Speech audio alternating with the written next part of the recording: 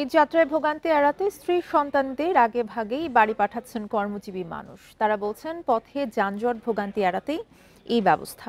আগে ভাগেই শিক্ষা প্রতিষ্ঠান বন্ধ হয়ে যাওয়ায় পরিবারের বৃদ্ধ নারী এবং শিশুদের কয়েকদিন আগেই বাড়ি পাঠাচ্ছেন চাকরিজীবীরা।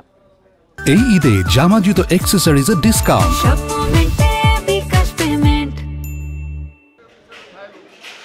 খন্দকার আমজাদ হোসেন গ্রামের বাড়ি টাঙ্গাইল সদরে একটি বেসরকারি প্রতিষ্ঠানে চাকরি করেন তিনি।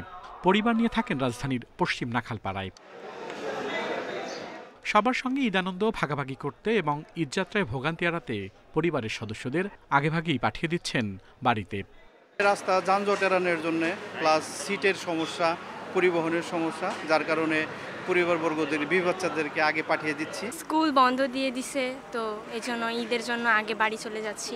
তাছাড়াও রাস্তায় অনেক জাম থাকে, এই জন্য যাতে কষ্ট বেশি না হয় জন্য আগে চলে। ঈদের 2 দিন আগে ওনার ছুটি হবে, তাহলে তো আর গিয়ে একটু কষ্ট হবে না, এজন্য আগে যাতে গেলে পরে আমাদের একটু সুবিধা হয় যাতায়াতে।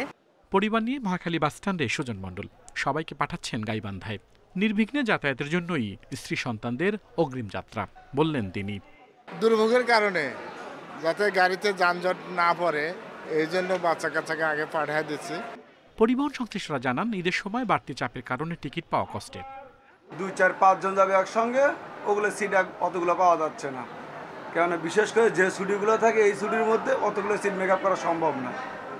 গাড়ি সীমিত, কিন্তু ওনার সদস্য সংখ্যা বেশি, ওই জন্য আগে থেকেই পাঠাই দেয়। অনেকেই পাঠাই দিতেছে, ফ্যামিলি আগে বাড়িতে ঈদ করবে, আবার যারা ছুটি হয় না এরা পরে যাবে।